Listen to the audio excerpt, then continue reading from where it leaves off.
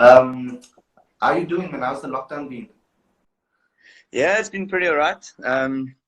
Actually, one of my friends flew down from Joburg, so we decided we're going to do lockdown together. Me and my housemates, we chilling. Got a few puzzles here. Got the PlayStation going. Watching a bit of Netflix. Keeping nice and fit and strong. So yeah, all good this side. What are you playing at currently on the PlayStation? um, Most of my friends are playing Fortnite, so I decided to join them on Fortnite. So keeping busy with that. Not the best at it yet, but working on it. Yeah, maybe I must download that again because I started that and I was like, I enjoyed it a little bit. It was a bit difficult with the whole building and etc. But my thingy, Destiny 2 came out I think around the same time, so I got hooked onto that. And my friends and I were playing that. But yeah, what I actually wanted to ask you to start off this conversation is in lockdown for you cricketers, how do you guys stay fit, or how do you stay fit during this period and keep your cricket skills sharp? How do I keep my cricket skills sharp? I think I use this time mostly to mentally refresh a bit. The cricket season obviously comes with a lot of ups and downs and a lot of pressure situations. So yeah, it's nice to actually just turn off completely and be really, fresh when the season starts again or whenever we asked to perform once again. But for now, I am trying to keep nice and fit. I'm staying in a complex, so um, I do have a little space in the backyard to run a bit, and got a few weights lying around that I try to pick up every now and then. Not that I'm massive into it, but I think it's obviously the physical side is obviously very important, just as well as the mental side. I do understand the importance of that. So yeah, I am actually keeping nice and fit. Running a bit with my mates. Actually played a bit of garage cricket here at the back. So keeping my the coordinates nice and sharp. So yeah, just finding some ways to keep busy and keep strong. Yeah, you had a great season, eh? Obviously, you have a good following on our platform. A lot of people asked us to contact you and talk to you, etc. And they've always requested it from the beginning, since the beginning of the season. For you, what was key about your performances this last season? I think it's tough. I think I've worked really hard on being consistent in my performances. I think often you go into seasons and you play a really good match or good innings, and then the next one you bail out again. So I think to me, I lay a lot of focus on being consistent throughout the season. Keep motivated and keep mentally fresh. Like I said, I think finding the balance between the physical exercise and the physical training and the mental side, I think that's vital and crucial. I think I've also worked with a guy called Adrian McKeanman. He's a cricket psychologist. He's actually brilliant. He's done wonders for my game. I've worked really hard on him, developing my mental side and pushing boundaries, pushing myself outside my comfort zone and breaking barriers. Not settle with mediocrity and mediocre performances, but also just pushing the boundaries and breaking records, and have that mentality. And I think that's worked quite well for me. Yeah, I mean, that's a side that I think a lot of young cricketers can learn from, because I feel that especially at the younger level, that side of the game is not really focused on the mental side of the game. So that's actually quite. Can you maybe share some mental techniques to just get yourself focused now, especially in the off season, how you work on your mental side of things? Do you have some tips for the youngsters? Yeah, I think when you step onto the field, it comes down to getting into the zone. Especially with cricket, that's such a mental game. I think I'm sure the cricketers that follow, or the players out there, they know sometimes when you go on the field, you don't often feel as switched on as other days. It's just about understanding yourself, understanding your mental capacity, and understanding what's required at that stage to get yourself into that zone. And I feel like the more often you get into those zones, and the more often you find yourself from picking up your low energy into the high intensity stuff, the more you do that, the more comfortable you become in yourself, and doing that more often. I feel like that's something I've done pretty well lately. It's just understanding what's required of myself, what's required of my body, the energy level I need to be at, my operating level. So I found different techniques work on different days. So I need to find that, consistent pattern, I should say. But for now, what works for me is, I've got small little, not notes, but I've got a few pointers, few key words that actually get me focused and get me going. And then just also switching on, switching off. That's, just getting more experience at that. Kind of what I try to do is my eyesight's quite important. So I try to focus on a small little target. It might be advertising boards around the field, small letters. Focus on that, then focus up close again. Focus far, focus close. So while I'm busy doing that, in that process, I actually forget about the nerves. I forget about the challenge I'm about to face, and I just focus on the present, and staying in the moment, and basically taking my mind off the pressure situation and focusing on what's required from me in order to perform. So I use a few different strategies, but that's basically one of them. Cool. That's very awesome. I like to talk to cricketers or other sportsmen and ask them, who else outside the game of cricket do you look up to, or do you in other sports, or if it's not in sports, maybe in other industries that you look up to? Yeah, there's a few sportsmen I look up to. I think there's a lot nowadays. Some top and phenomenal athletes. If I had to choose someone outside of cricket, or outside of sport, I have to go to my parents, my dad. I'm going to go for the old cliches, but my dad's been a supermodel to me personally. Just the way he brought me up, and even my mom, obviously both of them, but the way he brought me up, a humble background. My dad's always taught me to keep my feet on the ground and stay connected in the process and not get looking too far ahead. I think he's taught me so many lessons. It's difficult to have a different. If you know my dad, it's difficult not to choose him. He's been a pillar in my life and a pretty perfect role model to me personally. The way what he's actually invested in my career and my journey and my life so far has been phenomenal. And I give a lot of credit to my parents and my support system and structure, and he's the leader there. Yeah, so guys, the fans out there, Ongama, one of our writers, wrote a piece on Eddie, and he spoke to Eddie's father as well, Eddie Senior, and he gave some great quotes and some great stories about Eddie as a kid. So guys can go look at that on our website. You know where to find it. The link is in the bio, etc. Guys, if there's any questions out there as well, do you guys want to ask us, put it in the comment section below, and we'll try to answer as many as we can. Eddie, I want to ask you about something else though. There's been a lot of transfers, as you know. I call it transfers, it's because there's been so much movement in the domestic scene at the moment, with regards to people coming over to the Warriors, people leaving, etc. What's your thoughts on that?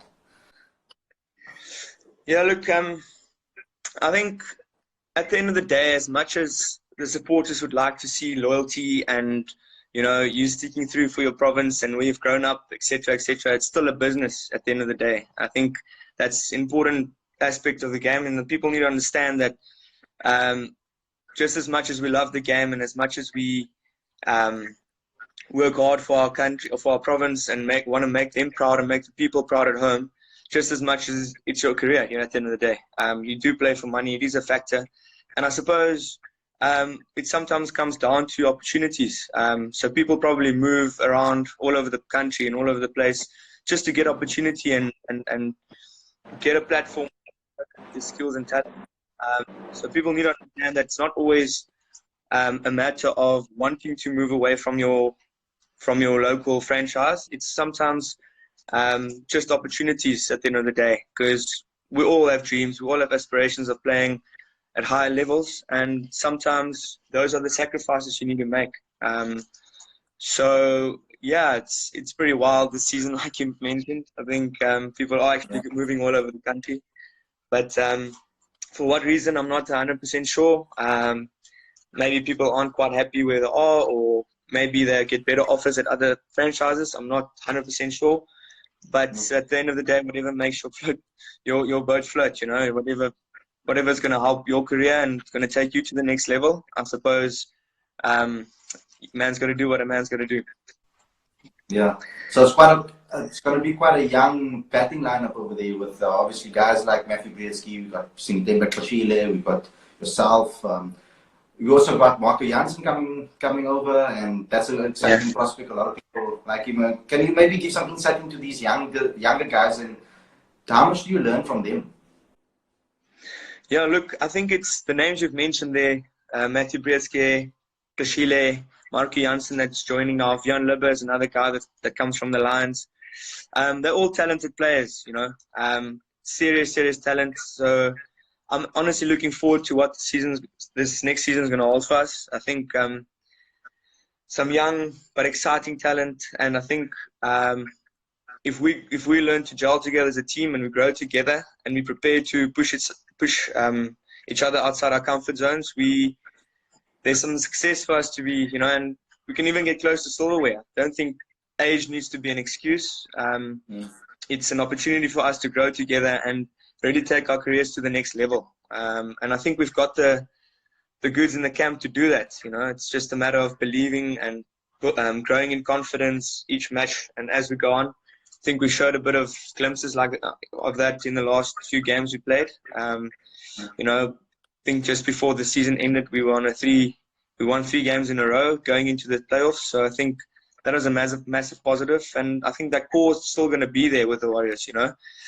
So yeah, the future is looking bright, and I'm really excited to see what next season is going to hold for us.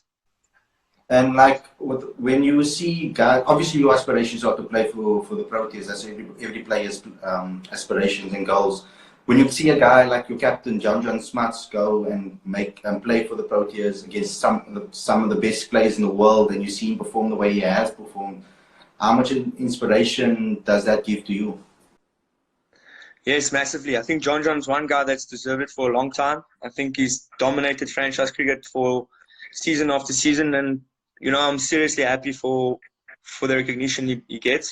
He thoroughly deserves that. And to see him actually perform against teams like Australia, you know, it's obviously a proud moment for him and his family, and all of us at the Warriors are so proud of him. I think it gives us as the younger guys that still dream about getting there. I think it gives us a lot of confidence. I mean, we train with the guy, we play with him, even a guy like Andre van Nortje, Luto Sapamla, you know, just to mention a few of them.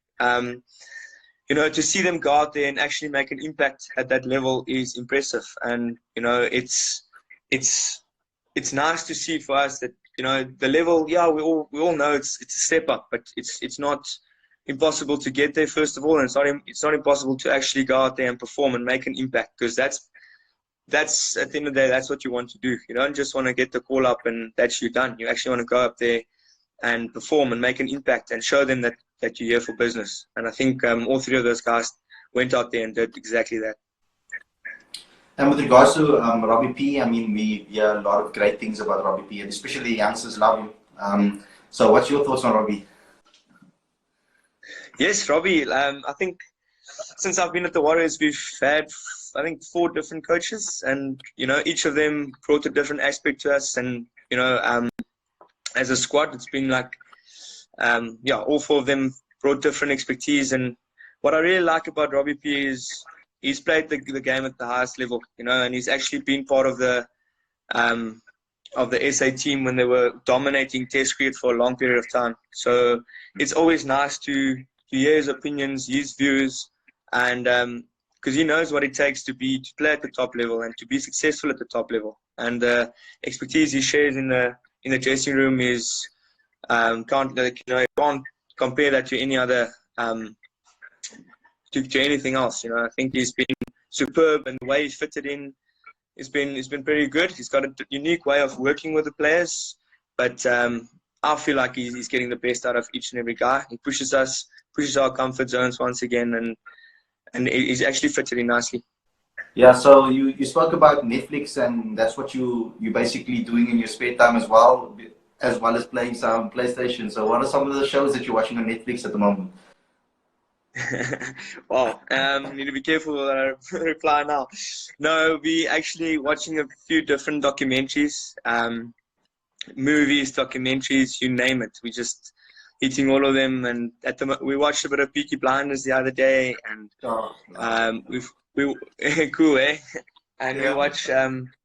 we're watching this movie at the moment, The Do-Over. I don't know if you've seen that before, but also, yeah, pretty cool. Actually had a good laugh. So I'm saying we because I'm obviously watching it with a few mates, but we enjoy comedies and action movies and thrillers, the works, Not a big sci-fi fan, but at the moment, we're getting a good laugh on. So I'm taking it that Peaky Blinders inspired your haircut. A lot of people are commenting on your haircut in the comments.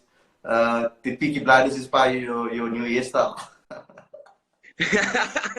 Possibly, man. Just need someone to come freshen it up again every now and then. But yeah, after 21 days, I'll be back in it. So guys out there, if you guys have any questions for Eddie, let's put them in the comment section now, and let's answer a few of them. I saw one earlier on. They asked, "Who is your favorite DJ right now out there? Do you think is the best DJ out there?" If I'm not mistaken, the guy that asked that was the DJ for a club I played at in the UK, Rochdale Cricket Club. So he just wants me to say it's him. Do you know what I'm saying? DJ Dog Fruits I think he's called.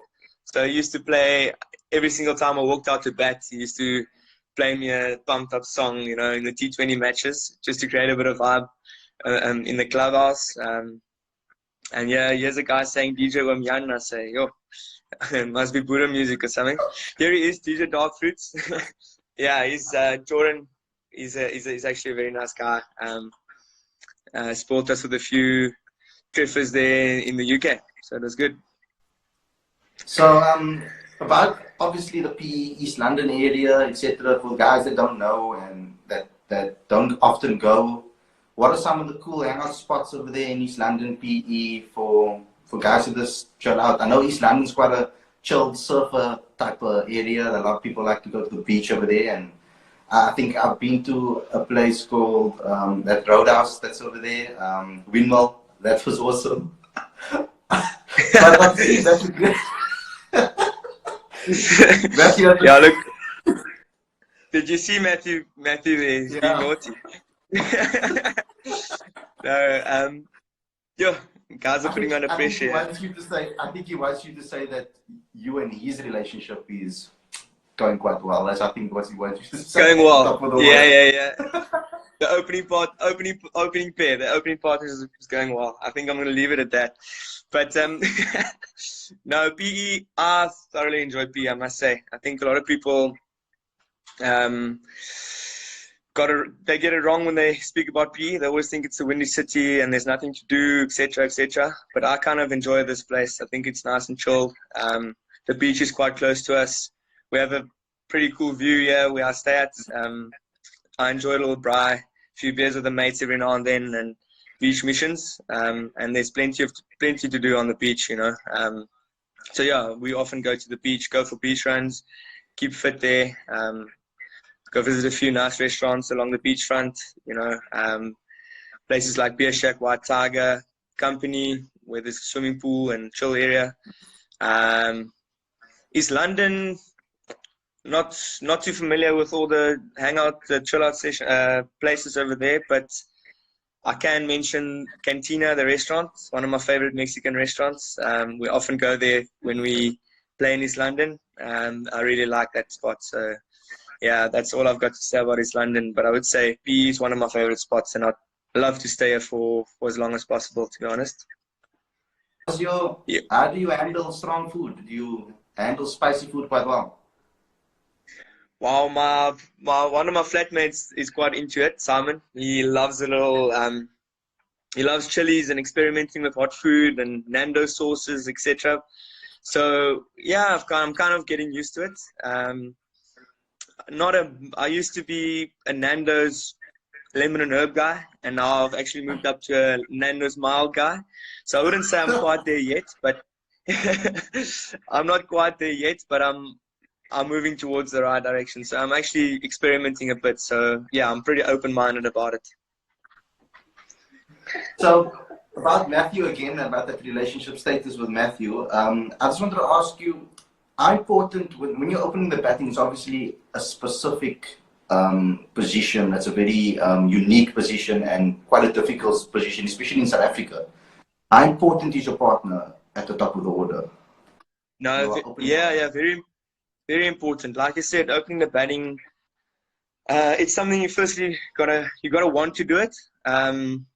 It's not really for the faint-hearted sometimes. You know, you're facing the freshest bowlers, the quickest bowlers, the most skillful bowlers, the new ball, fresh conditions. You know, it's not always the easiest place to bat, but it's something I've always wanted to do. I really like a challenge, and I think that's obviously what the spot brings. It's always a challenge at the and if you play a long innings, you tend to go through all phases, you know, from facing the new ball to the new change bowlers to spinners, and especially in South Africa, I feel like that's quite a difficult spot to bat. Sometimes challenging, but like I said, I really like the challenge. I really like opening the batting. It's where I want to play and where I want to bat.